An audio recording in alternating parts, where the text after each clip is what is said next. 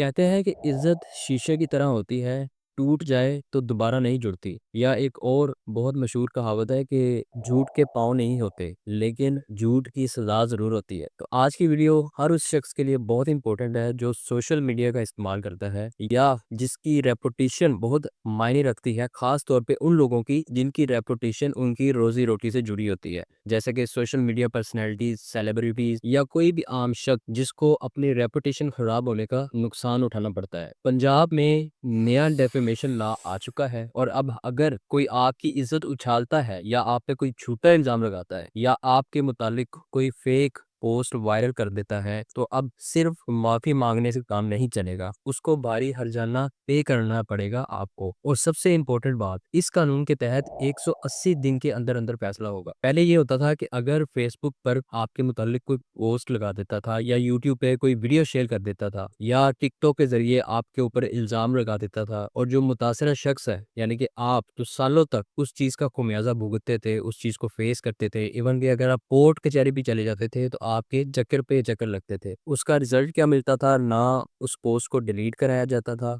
और ना ही जिसने आपकी हद की इज़्ज़त की है, उससे माफ़ी मंगवाई जाती थी और ना ही हर्जाना मिलता था। लेकिन अब इस मसले को हल करने के लिए जो डेफामेशन ट्रिब्यूनल बनाया गया है, वो इसमें बहुत इंपॉर्टेंट रोल प्ले करेगा। इस स्पेशल ट्रिब्यूनल को ये टास्क दिया गया है कि ना सिर्फ आपने उस पोस्ट को डिलीट करवाना है, बल्कि हर्जाना भी पे करवाना है और 180 दिन के अंदर-अंदर इस केस का फैसला सुनाना है। डेफामेशन ट्रिब्यूनल है क्या असल में? इस नए सिस्टम के तहत एक स्पेशल ट्रिब्यूनल जो बनाया गया है, जो सिर्फ और सिर्फ डेफामेशन के केसेस को सुनेगा। इस ट्रिब्यूनल के पास ये पावर होंगी कि अगर कोई भी झूठी पोस्ट जो लगाई गई है सोशल मीडिया पे, उसको हटवाने का इख्तियार होगा इसके पास। और जो भी किसी की हद की इज्जत करता है, किसी की इज्जत उछालता है, किसी पे झूठा इल्जाम लगवाता है, उसको पब्लिकली अपॉलॉजी करवाने का इख्तियार होगा, यानी कि उसको सरेआम उससे माफी मंगवाई जाएगी। और जो मुतासिरा शख्स है, जिसकी उसने हद की इज्जत की है, जिस पे इल्जाम लगाया है, उसको डैमेजेस दिलवाए जाएंगे, यानी कि उसको एस्टिमेट लगा के कि कितनी मालियत का नुकसान हुआ है, उतने पैसे चाहे वो करोड़ों में क्यों ना हो,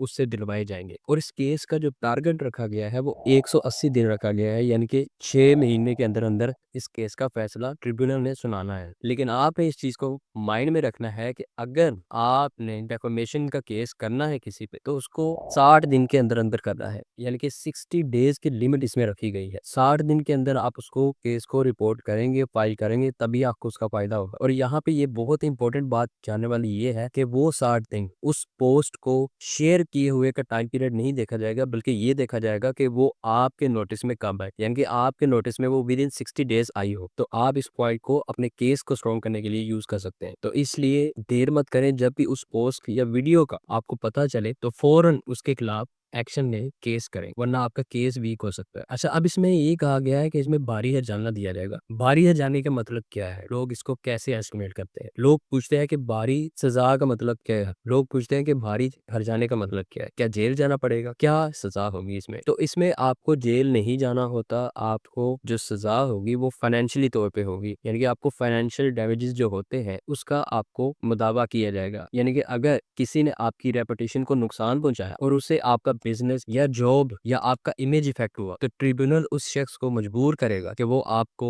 भारी जुर्माना अदा करे और ट्रिब्यूनल ही ये डिसाइड करेगा कि जुर्माना कितना देना चाहिए, कितनी फाइनेंशियल सपोर्ट आपको मिलनी चाहिए, जिससे आपका जो नुकसान हुआ है वो पूरा हो सके। क्योंकि जो मैंने शुरू में कहा कि इज्जत एक बार चली जाए वो वापस तो नहीं आती, लेकिन जो आपका नुकसान है वो फाइनेंशियली तौर पे ये ट्रिब्यूनल फुलफिल कराने की कोशिश करेगा। और ना सिर्फ नुकसान पूरा करवाने की कोशिश करेगा, बल्कि जो चीज सोशल मीडिया पे आपके खिलाफ शेयर हुई है उसको डिलीट भी करवाएगा और जिस पर्सन ने आपकी इज्जत खराब की है, आप पे झूठा इल्जाम लगाया है, उससे आम आवाम के सामने माफी भी मंगवाएगा। तो अब वो तमाम लोग जो सोशल मीडिया इस्तेमाल करते हैं, उनके लिए यहाँ पे बहुत इंपॉर्टेंट बात है, वो ये कि कभी भी किसी के खिलाफ कोई भी चीज शेयर ना करें जब तक कि आपके पास उसका पूरा प्रूफ ना हो, और किसी की और ना ही किसी की प्राइवेट इंफॉर्मेशन लीक करें, और ना ही किसी की वीडियो एडिट करके उसको वायरल करें, और ना ही किसी की कैरेक्टर असैसिनेशन करें। अगर आप ये तमाम चीजें करेंगे तो आपको डेफेमेशन पे करनी पड़ेगी। अगर आप ये तमाम काम करेंगे तो आपको डेफेमेशन का केस का सामना होगा। इवन कि आप इसमें ये भी नहीं कह सकते कि ये चीज आपको किसी और ने सेंड की और आपने उसको आगे फॉरवर्ड कर दिया, आपको फिर भी उसकी सजा मिलेगी, करने वाले को भी और फॉरवर्ड करने वाले को भी। तो आपने अपने आप को प्रोटेक्शन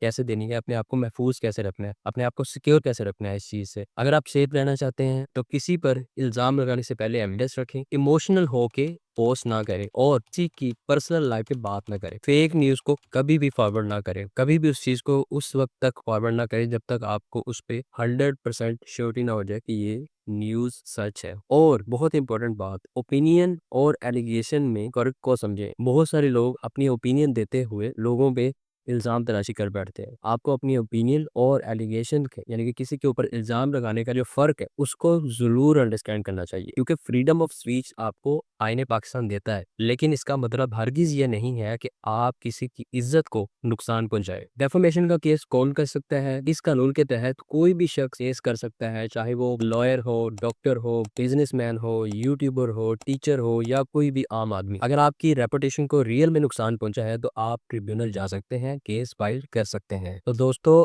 अब वो वक़्त बदल चुका है, अब झूठी पोस्ट पे इज़्ज़त उछालना महँगा पड़ सकता है। नया डेफेमेशन लॉ आपको एक लीगल प्रोटेक्शन देता है और आप अपनी रेपुटेशन को प्रॉपर तरीके से डिफेंड कर सकते हैं। अगर आपकी डेफेमेशन हुई है या आप किसी केस का सामना कर रहे हैं, तो प्रोफेशनल लीगल गाइडेंस ज़रूर लें। अगर आप मेरी लॉ फर्म की सर्विसेज लेना चाहते हैं, तो नीचे दिए गए व्हाट्सएप नंबर पे मैसेज करके राब्ता कर सकते हैं। आपको इस बारे में मुकम्मल रहनुमाई और लीगल एड प्रोवाइड की जाएगी। वीडियो को लाइक एंड शेयर ज़रूर करें ताकि दूसरों का भी फ़ायदा हो। चैनल को सब्सक्राइब कर लें ताकि मेरी इस तरह की आने वाली वीडियोज़ आप तक पहुँचती रहें। Thanks for watching. See you in the next video. अल्लाह हाफ़िज़।